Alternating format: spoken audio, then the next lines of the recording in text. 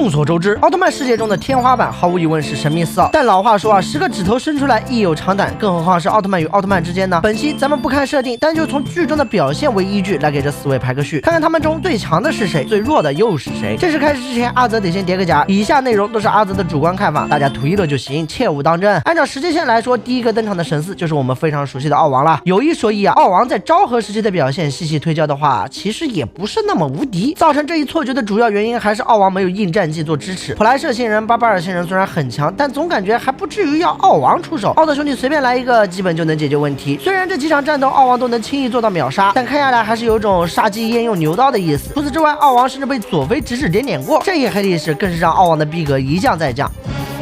为什么知道阿特亚斯？后来到了平成时期，奥王才拥有了凌驾其他奥特曼的逼格。在电影《超银河传说》中，奥王仅仅一抬手就将贝利亚封印在宇宙监狱数万年之久。住手！放开！在黑暗中接受着罪恶的惩罚。捷德奥特曼中更是舍身取义，与全宇宙一心同体，成功将崩坏的宇宙修复了回来。好家伙，别的奥特曼最多就是和人类一心同体，而奥王一出手就是和宇宙一心同体，逼格和牌面可谓是直接双双拉满了。之后的银河系列中，奥王的逼格再次提高，不光见一面需要奥父提前预约。キングからの申し出があった。キング星につながるゲートを開いていただけるとのことだ。わかりました。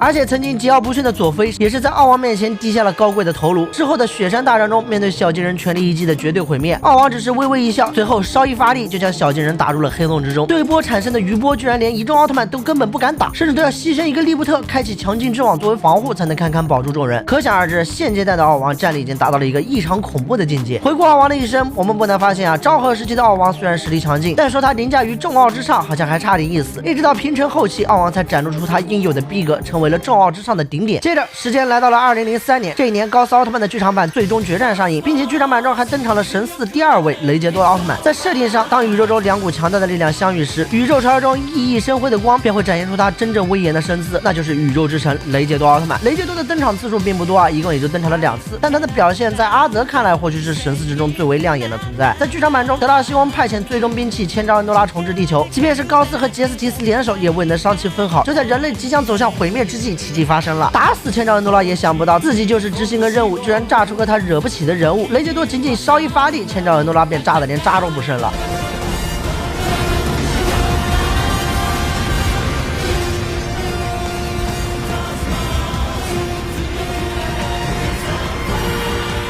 讲真啊，雷杰多屹立在宇宙中的身影可谓是完美诠释了威严这个词。也正是因为雷杰多的出面交涉，德拉西翁才选择让步，放弃了重置地球的想法。后来的银河2中，雷杰多迎来返场，仅仅搓了一个空炮，便将塔尔塔罗斯吓得屁滚尿流。目前雷杰多一共出手了2次，一次将敌人杀得渣都不剩，另一次直接给人吓得屁滚尿流。战绩方面可谓是相当耀眼了。而雷杰多的表现就很符合阿泽心中神4该有的表现，你可以不出手，但你一旦出手，必须是碾压式的胜利。下一年的 Next 中登场了神4中的第3位诺亚奥特曼，诺亚与雷杰多一样，一共也只出手了2次，但他这2次的含金量跟雷杰多比，个人还是觉得要稍差一筹的。第一战面对扎基的时候，虽然能做到全面碾压，但没能做到短时间内消灭扎基，这一点在阿泽心里就很扣分了。关键是之后的银河奥特曼中，银河也曾将黑暗扎基按在地上摩擦过。虽然说银河这部剧战力崩坏一直是大问题，但拍都拍出来了，阿泽也没法装没看见。后来的银河3中，诺亚再次出手，一发光线便送人造机甲赛罗归了西。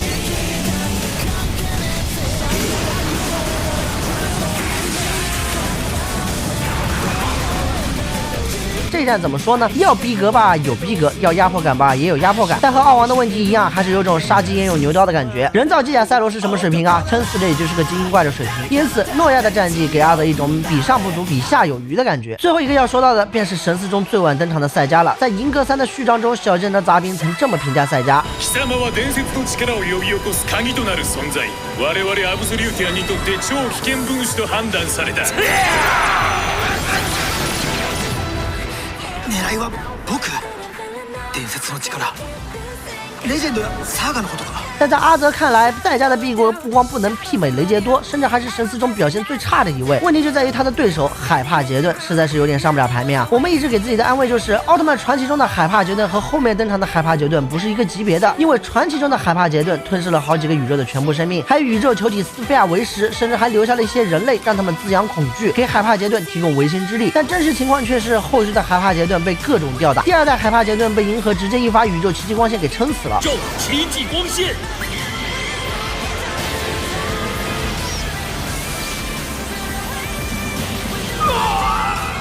我为什么会输啊？